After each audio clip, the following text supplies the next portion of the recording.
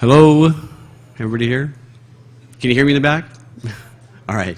If you haven't done so already, if you have a blog, please email it to Kate, who's sitting right here, so we can share it with everybody here if you have anything to say about your blog or want to talk about issues blog related, which is what we're here for. This is the, I think, third bloggers forum we've had at an AGU meeting, and we have 3 bloggers up here, 2 of whom are currently on the AGU blogosphere, and one who is about to be on the AGU blogosphere.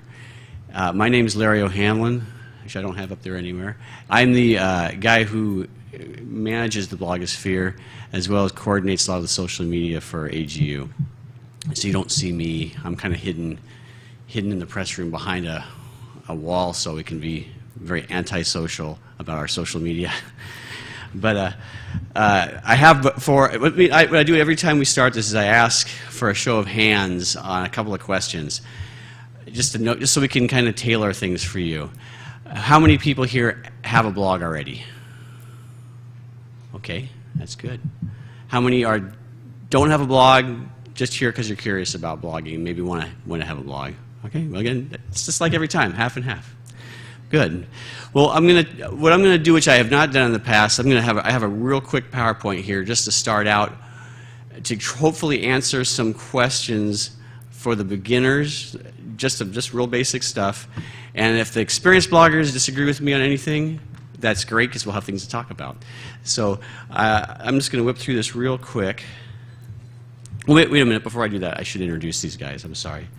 Right, first is Jessica Ball. Her blog is magna cum laude on the AGU blogosphere.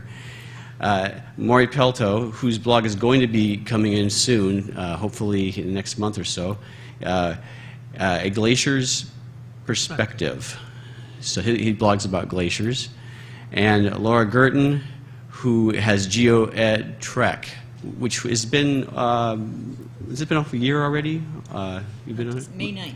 Okay, so not even a year, but she blogs about education, geoeducation, educational technology kind of stuff. So those are 3 of several that we have. I'm going to show them to you in just a second. So if everybody got that email address written down, please, and send us your blog URL, because we'd like to see it. We'd all like to see it, and we're going to try and put it up on the screen a little later if you've done that. It's a good way to get a little more traffic too. Think of it that way. You know, everybody here will probably look at it. This is the current AGU blogosphere. Some of these blogs, the top ones you see are all scientists who blog for us. The bottom, Geospace, is generated by AGU staff and guest scientists and sometimes public information officers, different universities, that kind of thing. And Plain Spoken Scientist is for scientists who are doing things to try and communicate to the public. So that's one that's more about science communication and scientists doing the communication.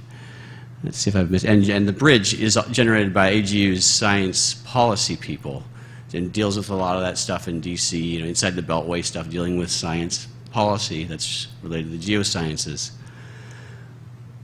So I encourage you to take a look at the blogs. They're easy to find. In fact, they're now being brought into the new eos.org. So if you haven't heard all the news, there's been a lot on it. You know, EOS, the newspaper that's been for AGU for a long time, is now digital, and the blogs are kind of being folded into that space online. So here's the quick and dirty stuff for people who are just thinking about it. And if you see something missing here, just raise your hand and interrupt me. I'm happy to be interrupted. Recipe for a good blog. First, have a really clear idea what you're doing, what the goal of your blog is. Look out there. Number 2, look what's out there and try and fill a need that's not being filled by somebody else. There's no point trying to do another astronomy blog that's just like Phil Plates. He's got it covered. You know, you're not gonna beat him. You got no chance. The guy's just too good. Target the audience. Make sure you know who you're talking to. This will only help you in terms of succeeding in getting an audience, but it'll help you write. As you know, when you're writing, it's good to be picturing who you're trying to write for. And I'm basically a science writer, so that's what background I come from. So that's a real important one, I think. And you're usually writing in a blog, not always, but you usually are. Big one, number 4, the time. It does take time, and that's probably the hardest one. People don't realize how much time it might take them to blog, and depending on the kind of blogging you're doing, it might take more or less time. There's a lot of different styles of blogging, and the time can really, if you want to write real long blog posts, you're probably going to run out of time soon, and no one's going to get to the end of them, so you're going to not go very long with it. Let's see. Teaming up with others. This is a thing that I'm really in favor of. If you've got a scientific blog that you're thinking of doing and you don't think you have the time, try and find someone else to partner with. There are blogs that are very successful out there that are run by more than one person. And a lot of people, a lot of young scientists start up a blog and they're excited about it and they're doing their thing, and they have to stop for a little while because they're trying to finish their dissertation because they get real busy. I mean, that's real hard. I mean, that's important, so you got to do it. And then they start up again. But then career changes happen. You may get married. You may have kids. All of a sudden, it's like you really want to do this blog, but you haven't got any time for it. If you got a partner, you've got a lot more flexibility. So I think it's a great idea for people who try to do it. Find someone else who's got the same idea. You don't have to do it all yourself. And make it easier on yourself by partnering up. The types of posts, number 4, the third item there, short, long, or mixed. That's something that we could talk about here. There's a lot of different ways to blog. The biggest mistake beginners make is thinking they have to write a big, long, beautiful literature type of piece all the time. You don't have to do that to make it a good blog. There's lots of ways to do it that are not so time intensive and difficult. The last one on number 4 there, are you going to promote it? And for that, you got to come tomorrow, the same time, same place. Social media forum is going to be right here. So that we'll talk a lot about that there. We can touch on it here, but social media is going to be your big thing there. 5, and this is sort of like starting when you're in a small business. I've been a freelance writer, so it's small business, and the way you succeed is by having a real clear idea what you're trying to do. For me, it was just paying my bills, but I knew what that was, so I had to aim for it, and you have to have that. So you have to know what you're trying to measure. If you just want a lot of numbers, if you want traffic, that's fine. You have to aim for the kind of posts that are going to get you traffic. You know, really cool pictures and stuff can get you a lot of traffic. It may not be a lot of other content, but that might work, depending on what you're covering. Are you going to measure it by engagement? How many comments you get? You know, how many shares of your things on social media, that kind of thing. So another good measure. How many people you're reaching. You can have a lot of traffic, as you know, and not reach very many people, because it can be, like the third comment there, it could be your mom just hitting on it a lot and sharing it with her friends. So you got to make sure you know what you're aiming at. So have all these things in your mind and kind of go through them. And there's one I didn't put on here. You have to. And I thought I had it on there, and it's what all these people have, and it's why they do it. And you have to be passionate about what you're doing. You have to be really wanting to do this, or you're just not going to get very far with it. So it's just a quick primer there to try and help people get started. Another question we usually get is, well, how do I start a blog? You can Google it, and there's all kinds of resources out there. WordPress, I think it was, let's see, WordPress is the top one that just came up with this Google search. It so happens to be the one that we use. We use WordPress in the AGU blogosphere. It's really easy to start to put together blogs these days. So there's tons of tools out there. We're not going to cover them here. You can find them, and there's plenty of people out there you can ask questions about all this too. So I'm not endorsing WordPress. I have no stake in WordPress. It happens to be a good one, but there are others. And this is what's happening tomorrow. Just as a reminder right now, if you don't know about it already, the social media forum. I'll try and put that up at the end. And right now, I want to escape this. Has anybody actually sent their URL? Anybody? Yes, we have a few. Okay. And what's going to happen right now is Kate's going to try and log in here and pull it up. In the meantime, any questions on what I've talked about so far? Any disagreements with anything I've said? Feel free to disagree. I'm happy if you do. Yes? I just have a question. How focused do you think the blog should be in a specific area?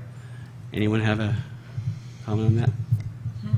You know, how much diversity? How much diversity? You want to put in a blog site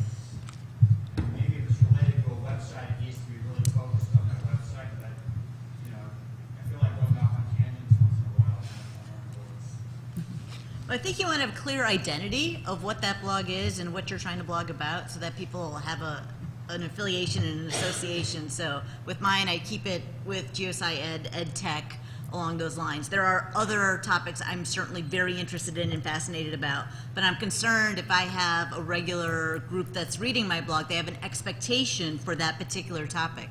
So the whole breadth versus depth, I try to stay with that depth part instead of going too wide with it. I don't know if you have a different... Yeah, I agree. I only blog about glaciers. You know, there might be another climate change, might be a social issue that I'm really passionate about that day, but I'll stay away from it and just stick to the glaciers. I mean, it's the theme, it's what people follow your blog for. If you start out with a real diversity, you're going to approach the current issue of the day, then that can work for you too. But then that's what you're doing. You're focusing on the current issue, not the subject. I definitely agree with all of that. My blog is maybe not the prime example of this. I started out wanting to talk about both volcanology and graduate school, and if anybody's ever read it, you know that I talk about a lot of other things now, including forays into policy and field work and things like that. So I think starting out with a good focus is a safe place to be, and then once you've established yourself, branching out into other things is perfectly fine, but it helps you to focus initially. Okay. Excuse me. We're just pulling up the AGU blogosphere here. Let me see. And the guy who was going to be here, Dan Satterfield, there's right on the top is something of his that comes right out of the meeting here. He's not here, but he's blogging about the meeting. And Dan's a good example of someone who does express an opinion on his blogs and gets a lot of heat for it sometimes. He gets into controversial stuff, so his is a different style, very different style. Than I don't think you guys have really gotten into any big battles with anybody online, have you? Not yet. Okay, a show of hands again. Who wants to have a controversial blog? All right, there's one, a couple. All right, Well, mine's pretty controversial. is it one of the we have here? I sent it to you. Okay, what was it called? Cliff Mass? Okay, we'll find it. It's a good blog. I look at it every week, and he has a lot of followers. And what can you tell us a little bit? You don't have an extra microphone, I guess. But he's a really good local. Talks about the local weather really well, but also talks about problems in the math education area in the Puget Sound region. We didn't get your email, sorry. Cliffmass.blogspot. Oh, okay, yes. Yeah. Mass? Cliff Mass. MAAS. M-A-A-S. Okay. .com? Nope. Sorry? C-L-I-F-F-M-A-S. MASS?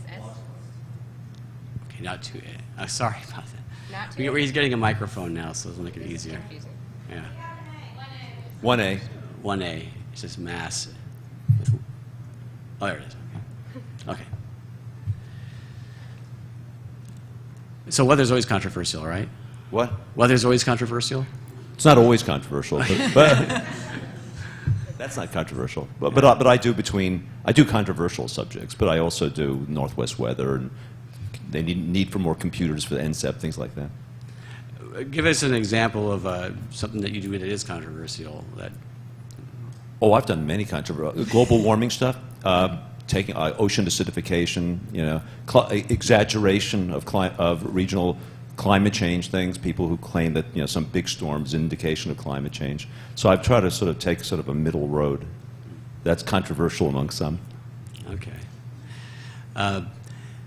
Again, only a few of you really wanted to be controversial. I'll tell you something about controversy in your blogs, and you talk about the measures of success. Controversy does get you a lot of traffic. Have you experienced that? Yeah, that gets you traffic, and also real-time forecasting. Yeah. I mean, I can get 150,000, 200,000 hits in a day if I start talking about snow or something. Yeah, and I experienced that. I experienced that recently in our blogosphere. I look at the data, and when the weather turned bad in the Northeast, all our blog traffic went up. I mean, we cover that kind of stuff. A lot of us talk about that kind of stuff or related issues, so it sort of, all the boats are lifted by that tide in terms of our blogosphere. So weather does work for us. Let's see, who else had a blog that they put in here? There was a young lady in the middle here somewhere. Oh, you? Which one was yours? California Fire Science Month. Third one, yeah. All right. So tell us, let me get the mic to you, and you can tell us a little bit about your blog.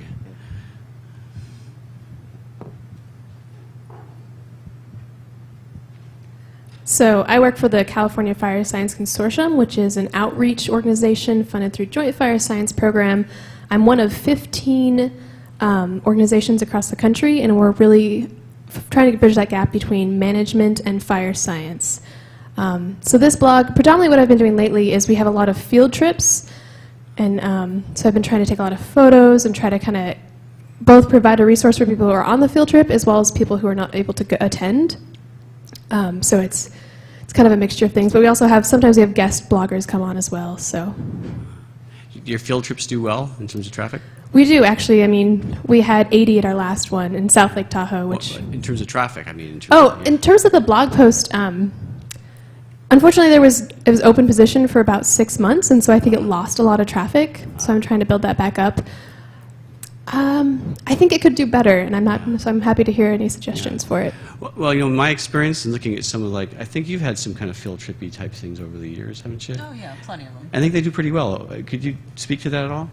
Yeah, well, I think a lot of it has to do with the fact that people like to look at pictures, and pictures are quick and easy, and you know, you can throw in some science in there pretty easily, but it's not, you know, really meaty stuff. So I think that's part of what drives a lot of the traffic to them. And do you do much of that way? I can't remember. I haven't done as much with photos, but one of my blog posts that has gotten the highest number of hits was in the title of my blog post. I was discussing a book about teaching approaches, and the book is called Teaching Naked, and that's the second highest number of clicks of all of my blog posts. And so I'm not sure what drove people there, but perhaps the title had something to do with it. Search engine optimization. Yeah. It's a key word. But it The was words the you title use. of the book. That's Yeah. what it was. Well, that's something I've learned. I used to be an online producer for Discovery News, and you know, it was a lot about what words you chose that sometimes made it pop up. You know, people they might not have been looking for a science story when they were looking for that one, but they found it anyway. So they stumble into it sometimes. Now, Maury, your work is there is a field component too, isn't there? Yeah, so what I do is, and Larry was mentioning about the time part of it, and I think I could do a better job pushing my site with social media. That's the time part I don't want to put in as much.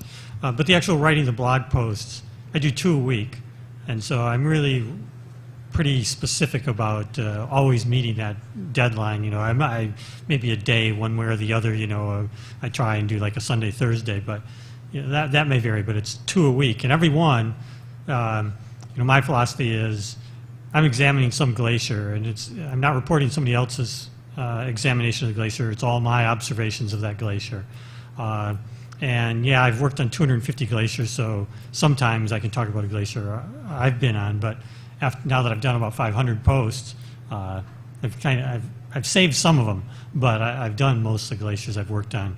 And so sometimes you'll see pictures of me working in the field, but more often what drives all my blog posts is the pictures, because it's satellite images of what's happened to the glacier, how it's changed, each glacier. But so anyway, I like the regularity in the publication schedule, you know, whatever publication schedule you set for yourself, that you stick to that. Yeah, his is, again, it's called A Glacier's Perspective. And I mean, it's probably one of the most focused, you know, very clear-cut focused blogs out there right now. It's a very, very precise goal in mind when he's doing it, as opposed to Jessica's is much broader. You know, and you know, and a lot of changes have happened in her life since she started, so it has to adjust. And that's something else I wanted to.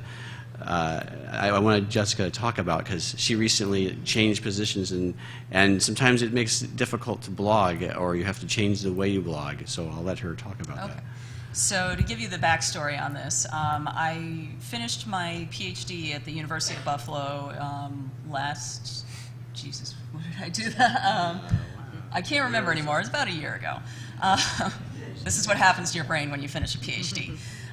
So before that, I had quite a bit of leeway in what I blogged. I was a graduate student, but my department was fine with it. My advisor knew about it. She encouraged me to write as often as I want, you know, within reasonable bounds of content, you know, nothing to embarrass the department or the research group or something like that, which I would never do anyway. But after that, I took a position in Washington, D.C. doing science policy work. So it was an entirely different realm of experience in terms of my job. And when I got there, I sat down with my new supervisor and said, you know, I write this blog, you guys know about this. Do you want me to keep the blog and my job separate? Because part of what I was doing was writing blog posts for the Geological Society of America's policy page. And what we agreed was that I was going to blog separately for each of those. So I might talk a little bit about, you know, being in DC and doing science policy on my personal blog, but the stuff that I was working on in my job was going to be specifically somewhere else on the GSA page. And then, because that was a one-year position, I had to find something else to do with my time. So now I have a Mendenhall Fellowship at the U.S. Geological Survey. So I am a federal employee now, and with that comes a whole new set of restrictions. The USGS actually has a very good social media policy laid out. It goes along with what the Department of the Interior has for us. The main gist of it is to remember that you are an employee of the USGS and that you want to represent yourself in a professional manner, whether or not you were talking in an official capacity.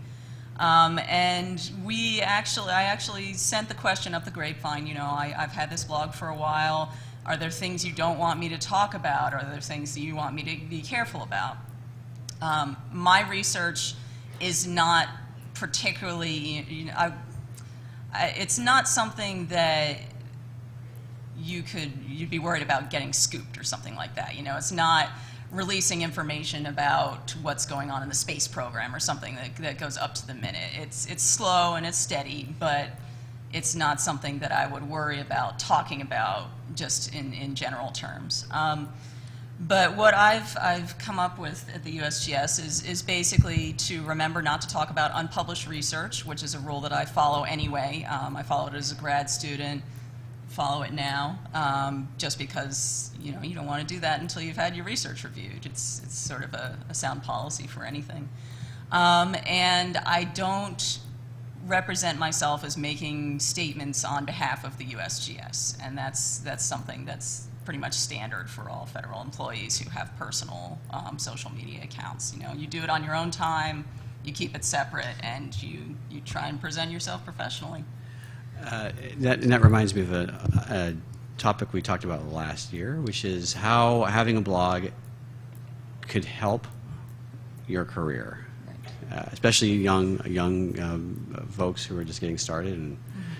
And any of you have anything to say about that? Can I start by talking how it might hurt, though? Yep, go ahead. There it. really are downsides to consider, and I would just add a cautionary note because our lives and our careers do change, and certainly that's going to happen. And for those of you that might be graduate students or your early career faculty that might be on the tenure track, please be very, very careful about the blogging and the expectations your institution may have for publishing.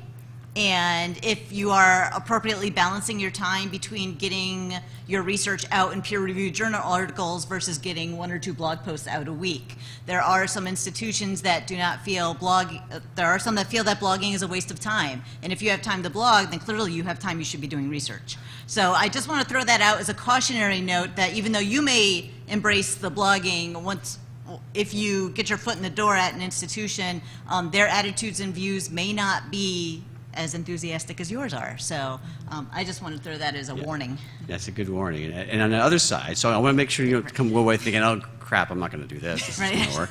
It's going to ruin my career. Another blogger we have, Dave Petley, who has the Landslide blog. We can get that right. If you go back. I go back one.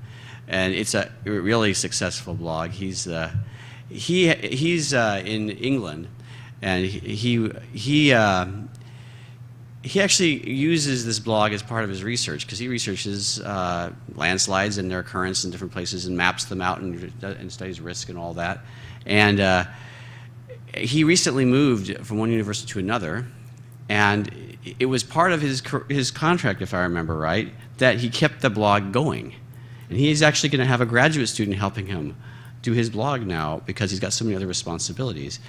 So, it can actually, if done right, if the right kind, it can actually be a really positive thing. He also mentioned to me last year that ever since his blog got popular, he was invited to more meetings than ever before because, he was known, he was visible for the work he was doing. So his was very related to the work that he does, and so it's worked very much in his favor. So it can work a lot of different ways.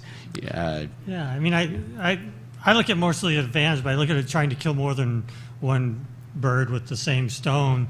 By learning how to blog, one thing I was able to do then is use blogs in my classes, and it's a class-based blog. It's not a blog that's meant for the public or anything else, but it allowed me to introduce comfortably blogging and to use it well as an educator. And so that was a critical skill for me. Second, I also, through the research, it's really a spur to me to keep up with understanding what's happening to the glaciers around the world. It fosters, the peer-reviewed publication record that I have. And third, I thought writing a book was just too much to do all at once. And but each blog post now, I got 2 book contracts this year, both from, they looked at the blog and they said, you've already written the book, so just put those blog posts more or less into a book. And so from that standpoint, I see how, it can help. And, I'm an associate dean of the college, and so I've been in charge of hiring for a few years of most of the faculty. And the way I look at people, people coming in, faculty members, I mean, that's a skill I would like to see the faculty members have. That's real interesting to hear, yeah. I mean, I would just add that the blogging was a big part of my application for the policy fellowship. I submitted blog posts as my writing samples, and the people who were reviewing my application knew me from the blog. So that, in my case, it helped, and I've been fortunate in that, my academic superiors have encouraged me to keep it up, and have been, very positive about the whole experience, and have even consulted me. They want to know about social media and blogging, so they've used me as a resource. It may not be the same in your institution, particularly if you're a grad student and you're thinking about getting started with one, but it shouldn't hurt to ask. So I would always, err on the side of caution and discuss it with people, if you're worried about that possibly being a detriment to your academic career. Yeah, and we had a sorry, question? go ahead.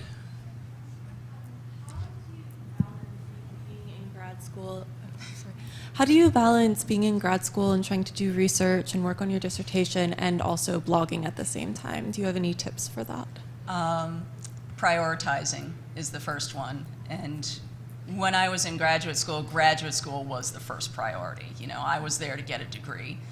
So there were times when I wouldn't post for a while, and there was certainly a big dry spot right around when I was defending my dissertation because I just couldn't deal with it at that point. And I've been lucky enough that I've been able to go back to the blog and pick it up again, and I think regain the traffic. But just know your priorities, know how much you're capable of doing, and that might take a little bit of working out. And explain to people, I've got to stop doing this right now because I've got a big deadline coming up, and if you've got an audience that's really interested in your blog, they'll come right back. Yeah, another trick that I've seen used is if you design your blog around certain regular kind of features that you can schedule into your life. I just pulled up an example here by Evelyn Mervine, who does the Journeys blog, and she has a Monday geology picture. Now, granted, she can't always do it, but she does it a lot, and it gives her something that she's just sort of has on her schedule. She knows she's going to do it, and when she runs into things that might work, I'm sure she just stockpiles things and then she uses them. Another one we have is Callum Bentley we pull his up, mountain beltway, he has a Friday fold. And it's, he's like kind of a structure guy, and he likes these beautiful folds, and people send him folds. Sometimes they're not his folds, they're other people's folds. But they're beautiful, and they're pictures. And you know what, they're easy. They're really easy, because they're pictures. And sometimes he just has one line underneath them. But it's sort of a feature that he can do regularly. And like I was talking about earlier, you don't have to write a lot. Not always. It's good to write, but you don't always have to do that to keep your blog alive and keep it going. And I see it over and over again. People hear this, but then they don't do it, and they go, I just don't have time. It's like, really? You don't have time to put up one picture and write a caption? Most of us can usually work that in, so there are ways. Yeah, here's a fold. Yeah, okay. Here's a fold. Yeah, this happens to be pictures he took himself. And I encourage you to look at Callan's blog. It's real fun. I have an undergraduate degree in earth sciences, but I learn something every time I look at his, something more. So it's great. It's great stuff. Can I add? I know when I started blogging, my goal was to have a blog post up every week, and so I'm gonna get it up, and I was pretty hard on myself. There was one week I just couldn't get it done, and you just can't let yourself get devastated by that. It's okay if there's a week that you miss, or 2 weeks or 3 weeks, or whatever might happen.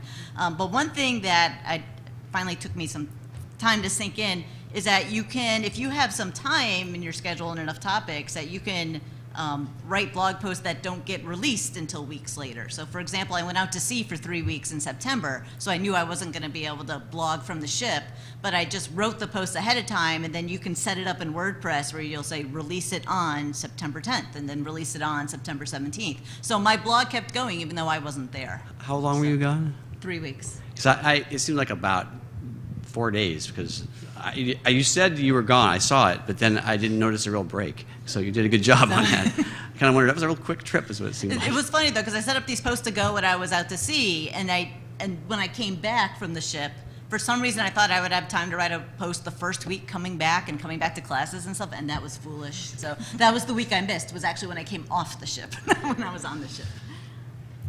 Yes, question.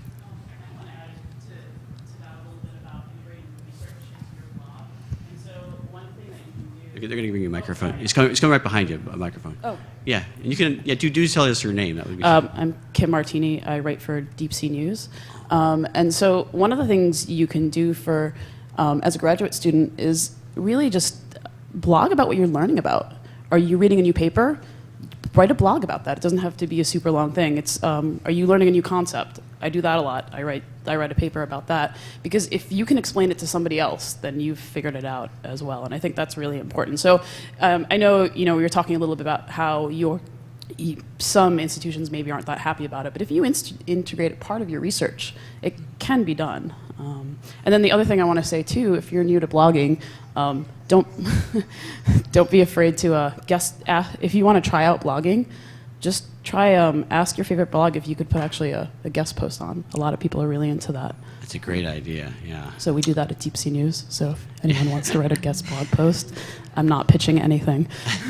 Deep Sea News has been around a while now, hasn't it? I think we're coming up to our 10-year anniversary. Yeah.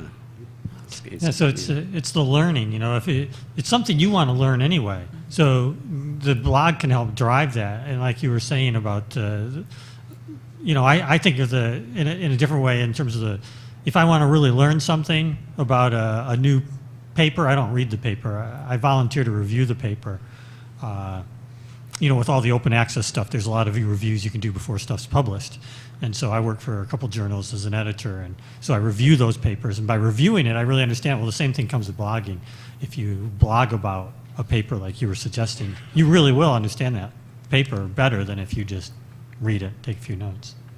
There was a question way back in the back, if you could pass that mic. Oh, okay.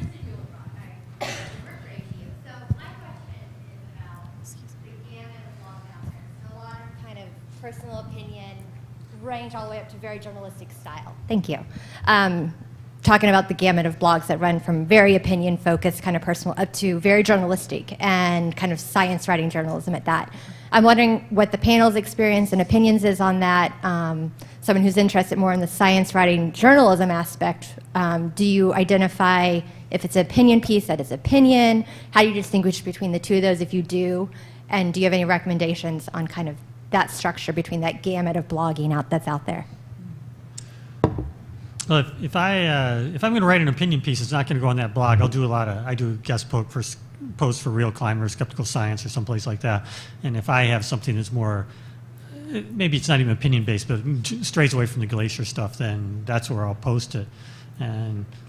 But if you come to the actual glacier blog, there's not really opinion there. It's just, here's the glacier. I'll point out what happened. I'll point out the forecast of what's going to happen and why I would make that forecast. But the opinions will drive traffic. Cliff Moss, who was in here earlier, left, is really good using the controversies to drive his traffic. But if you don't care about the traffic, if you're more interested in the science, writing, and the journalism, then maybe that's not your topic. That comes down to those, list of what are you after? What are you trying to get to? That really will depend on that. There's some people who only want to blog because they think their opinion is really great, and everybody should hear them. And some people do have good opinions, but that's not really what these guys are doing, and it's not necessarily the most scientific blog. I guess it could be. There's probably, let's see, can you think of a really good science blog that has a very, very strong opinion? What, aside from dance? Aside from dance, I think Phil Plait is very strong in his opinions. Yeah. And very successful. A bad astronomer. Yeah. We've talked a lot about how, and then you've just brought up the why question, and I was wondering whether we could engage each of the people up at the table, why they're doing it, and how they measure their success at the other end of it. Good idea. All right. So my blogging began before I was doing it with AGU. At my university, they have a Teaching with Technology certificate program, and part of that program was you had to create a website and share all your strategies and pedagogical approaches for how you use technology within your courses. And as part of that program, I was reviewing how I've used Google Earth, how I've used handheld devices in the field, and all sorts of things. And so I just, from there, started my own blog just because I felt like I had things to share. And I didn't widely promote or advertise it, but I just enjoyed doing it, and I knew I had some other faculty from my institution that were following it at the time. And then and I had done that blog for about 4 years, and then AGU approached me about blogging in the blogosphere. And in some ways, I decided to continue on with a bigger audience, in some ways because I'm lonely at my institution. I'm the only geologist on my campus. And so the blogging is giving me a way to have a conversation with a bigger audience. And as was mentioned before, getting the word out about your blog. And so through Facebook and through Twitter, and then I know Pranoti Asher on her Heads and Chairs email listserv will also send out links to some of my blog posts. And then people that read it will then follow up with me via email. So although in my immediate physical space, I don't have a lot of conversations about geosci-ed and ed tech, that's my research area, and that's what's important to me. And so blogging actually has allowed me to have a bigger community and conversation. So I've enjoyed it immensely, and that's why I keep doing it, because I feel like I can finally engage in these scholarly discussions actually on research and education. Like Laura, I'm also the only geologist on a campus. So blogging wasn't the only answer to that, but I got an early start with web pages, and so in Google, I had a lot of top-ranked web pages if you typed in glacier and then some other term after that. But those were, the web pages are fairly static, and it's hard to change a lot of the content on them. And I really thought that I could see my traffic just descending, and I'm not going to be a slave to the traffic. It was just there, and so I thought blogging would be a good way to do it. But if I think this meeting is a good time to decide my success, because this is when I hear from my cryospheric colleagues. I don't know how many of them have come up to me, and not many of them have said your latest paper was good, but a lot of them have said, that post you did last week on this glacier was good. So I actually, I have more of my fellow glaciologists that read my blog than probably read each of the papers that come out. Because if I write a paper, it's very specific to amino scientist papers. It's very specific, so there's only a segment of the glacier community that's going to be interested. But the blog post, 1 week it's going to be Novaya Zemlya glacier, and then Svalbard, and then back to Alaska, back to New Zealand, whatever. It jumps around, and so then you end up hitting everybody's interest area. So, and it's not just the glaciologists, you know, the climate scientists, you know, that I run into. I was in a climate communication session earlier today, and, you know, a couple of the other people there, you know, told me about the blogs, the posts they really like. So I hear that a lot from climate scientists, and so that's how I judge it. So I started my blog right before I started, well, actually just as I was starting to apply to graduate schools. And the reason that I started writing was because I had, like all people in my generation, gone online and Googled, you know, advice about applying to graduate school, or especially advice about applying to graduate school in the geosciences. And I pulled up a whole lot of blogs by very unhappy biomedical students. But there were no geology students talking about their experiences in grad school. And so I thought, well, you know, I like to write. Blogging seems like an interesting thing to do. Why don't I write about my experience going to grad school in the geosciences? And so that's how I got started. And it eventually evolved into a number of different other topics. So volcanology, because that's what I was studying, was a big focus, is still a big focus. And I brought a few other things in there, but my engagement, I would say quite a bit of it comes from other students, undergraduate students looking for advice, graduate students wanting to talk about their experiences.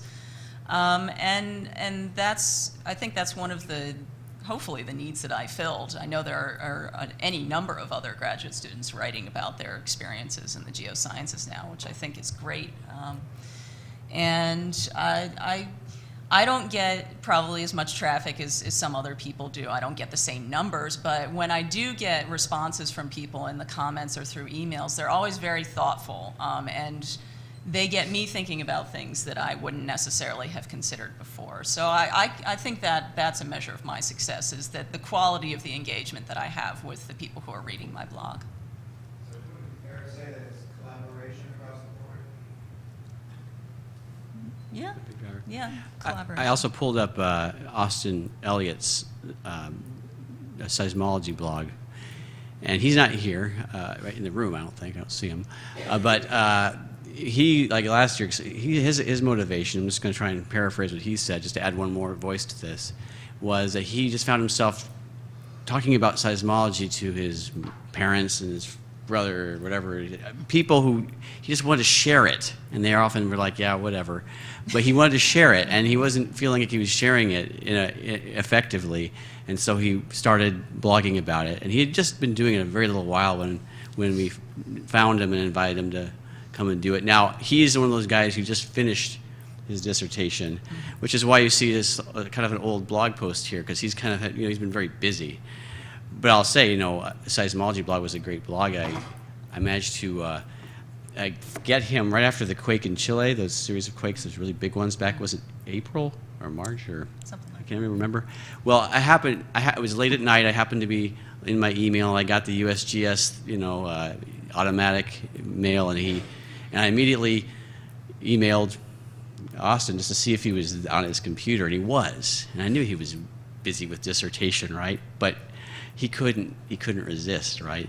So he did it, and he didn't, you know, in that one series, a short series of posts, just one night, because he was on it fast, and he had some knowledge of the topic. Unlike a lot of reporters who were just reporting just the bare facts, he could give a little more insight, and he was digging up information and finding videos and whatever he was finding. He knew where to look. And just in one night, he got 27,000 hits on his blog post. I don't think he's got that much since then, but it's because he's been busy. You know, I'm not faulting him on it. And he was, after that, I was like, are you going to do more? And he's like, I'm done. I'm done I'm not going to come up for air for a while now. But his is a passion for sharing. That was his main motivation. And we'll see if maybe it'll help him in some of the things he's doing as he goes forward. And he's got a lot of changes coming. But it's another good one. Hopefully we'll see a lot more of his posts as he goes forward. He did a lot on the Napa quake because he's at Davis. And so he was able to, he and his colleagues were able to shoot out there to Napa and look at a lot of the surface deformation there. Any other questions? Yes? Excuse me. Okay. So just in relation to what you were just saying about this earthquake that happened, like we were blogging about it, got all these hits. with the volcanoes, it's obviously also really tempting to write about current eruptions and things that are happening right now. And I think there was a case earlier this fall with the eruption in Japan, the Ontake eruption, where somebody was posting on the internet and basically undermining the Japanese colleagues in the sense that, oh, they could have predicted this, could have been avoided. And obviously, they were probably just not thinking it quite through to the end when they were writing it. But do you have any advice in terms of these really, really current affairs or things that are going on, writing about them, things that maybe we should avoid or anything? Well, I tried very briefly to do current events in volcanology and then was just completely railroaded by Eric Clementi, who does a Yes. fantastic job of it. Yes. So, it's not his fault. But I would say if you're going to write about current events and you've either got to you've got to decide if you're going to talk about the science or you're going to write an opinion piece. And if you're going to talk about the science, then I would be very careful about not injecting your opinion into it, because you could do exactly that, undermine somebody who's trying to get the work out. If you want to just share things that people might not be able to find otherwise, I think that's definitely a great goal. But yeah, personally, if I were in that situation, I would be extremely careful about what I said interpretively. And there is some example. I know Dave Petley's run into this issue, writing about current landslide events. And people die in landslides, of course, and so there's a lot of emotions, and it can be a really difficult thing to talk about. And I think he does a pretty good job controlling his tone, just being sensitive. A landslide, someone who studies landslides, a big landslide, part of you is like really excited because wow, that's a really interesting landslide, but you can't let that come out the wrong way, right? You don't want people to think you're just insensitive. And that's the tough line that he has to walk. And sometimes people have been, I know for a fact, some people have been angry with him in some events. And I think he means the best. But, sometimes it's hard to read that. If you're in the back, it's in your backyard and you're reading this, you can take it a real different way. It's a really good issue, though. It does come up a lot. I should speak, I could also say, blogs are pretty powerful in a way that I think I come from doing a lot of science writing, as I said. I did a lot of science news writing, and blogs, when they started really taking off, blogs of all kinds, one of the things, it got really messy. It's still messy in the news business, because where's the blog and the news? Where's the line sometimes? Sometimes it was just that a blog story didn't have any sources, any quotes from anybody else, and so it was like a sourceless thing. So it's like less quality, perhaps, less rigor to it. But in some outlets, they don't even. You look at the main page, you don't even know what's a blog and what's a news story. There's nothing defining which is which. You click on it because it looks interesting, and it might be more of a blog in terms of sourcing than an actual journalistic piece where there's research done to try and back up what they're trying to say. So that gets messy, but the lure of a blog is that it can be written faster than a news story. And so sometimes you'll get stuff out there that's like Austin was able to do. He didn't have to go and interview anybody because he has enough authority himself to at least talk about some aspects of what he was doing. That's a good blog. I think scientists who can blog can do this, whereas a journalist who does it is walking in very dangerous territory when they do it. And I know this from experience working for some outfits that wanted us to do it that way, and I was like, well, I'm not the expert, but I can make myself sound like one, but it's not a good idea.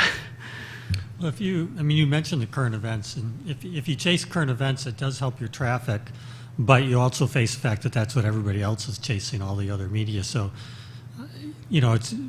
it's easier to find a niche that doesn't do that, that examines a different aspect of the volcanoes. If all we're focused on the volcanoes only when they're erupting and only, kind of what's happening there, then we're missing a lot of the interesting science in the lead up. There was so much interesting data on the development and the uplift under the magma chamber, in Iceland this year. There was just really nice reporting on that, even though it wasn't an erupting volcano, it was an impending eruption. And so, but even to go to the volcanoes that are quiet, and they're having a landslide or some other event, what does that indicate? There's so much not said about volcanoes. Almost everything that is said is when they're erupting. Yeah, I actually tend to, when I'm looking for things on the internet related to the research that I do now, pull up my own blog posts once in a while. And you know that you've reached, ultimate saturation on a really specific topic when all you can find is your own stuff. But yeah, you can cover a lot of things that never get talked about. Like, people don't talk about water and volcanoes. I talk about it. And so it's out there, and I think, it provides a resource, if nothing else. Kind of a side topic, but a follow on from that. As soon as you hit go live or post or send, it's out there and you have no idea who's going to read it. And when my blog went live with AGU, within less than a week of my blog going live, I got contacted by a vendor of an educational technology product that wanted me to do a review of their product. I had emailed you, Larry, about that. Oh, yeah. And or they could write the review and I could put it on my blog.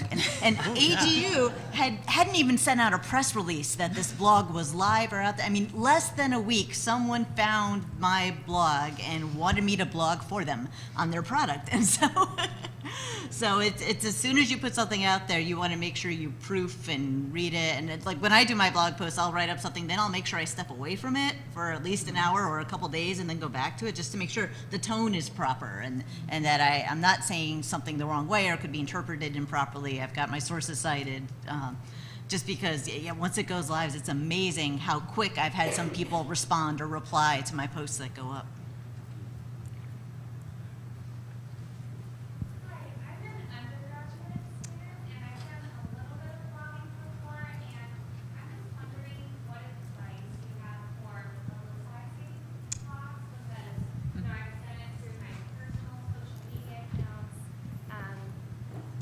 I've done it through my personal social media accounts, but I don't have any publications and I'm just starting my college career, and so I'm not really linked up to a lot of these venues that would be helpful in publicizing. So what advice do you all have for publicizing?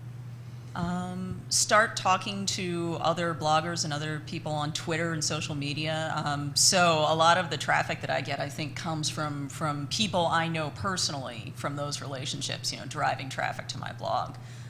We love to chat with each other. It's if you have the time for Twitter, it's a great place to get on and say, hey, I'm doing this new blog. And if you've maybe seen these Follow Friday things, people will publicize new earth science blogs that way. I know that, I see something like that, I immediately click on it and look at it. That's the first thing. And for any individual blog post that you might do, if you're citing something from NASA or something from a particular researcher that has a Twitter handle, I always do the CC and then at that person, because then they'll see it on their alert and many times they'll retweet it, so then it goes to their followers, and so it's kind of the chain from there. So again, be careful not to make your blog post titles too long because you only have 140 characters. So you've got to put the URL, the title, and then whoever you can CC that's mentioned in your blog post perhaps, because then they can forward it on. Yeah, I'd agree with that. I use Landsat imagery in almost every one of my blog posts, so it's always hashtag Landsat. And Landsat and different aspects of NASA will always retweet that stuff. But when I started blogging, there was no, Twitter didn't exist yet. Facebook was around, but it really wasn't around for my generation at that point. And so the best way I did was by putting other blogs that I followed on a daily basis, and I looked around for them. I did some hunting, and I found ones that I really liked to follow and learn from. I put them on my blog roll. And then eventually, if I felt like I had some good content and it related to some posts they'd done, then I could ask them to put me on their blog roll. But if you just add them to your blog roll and they'll start to see some links coming from your spot, then they're going to be curious, what is this? And so adding, and you're in control of that. So. Yeah, and I just added, there's a lot of advice out there to find too. There's a lot of people who are willing to, other bloggers who are always willing. Most of are they're on there because they're kind of social anyway. They want to communicate, so they're usually pretty amenable to helping. And just like these guys here, that's why they're here. So there's a pretty good community. I mean, I know there is in the geosciences. There's a really pretty significant community of people who blog out there. Just just search for it. You'll find a ton of stuff, and we have some of them on our blog roll, but not very many on the one. But some of them have more on theirs that have even additional ones. So it's pretty easy to come up with a long list. We're kind of nearing the end of our hour here, so I want any last questions or topics. We only touched on a very few things, of course, so you can always shoot people questions, via all the different means we have today if you want to know more. Anything else? Any other questions anyone had? Okay. All right, well, thanks for coming. I didn't want to run over, and have a good rest of the meeting.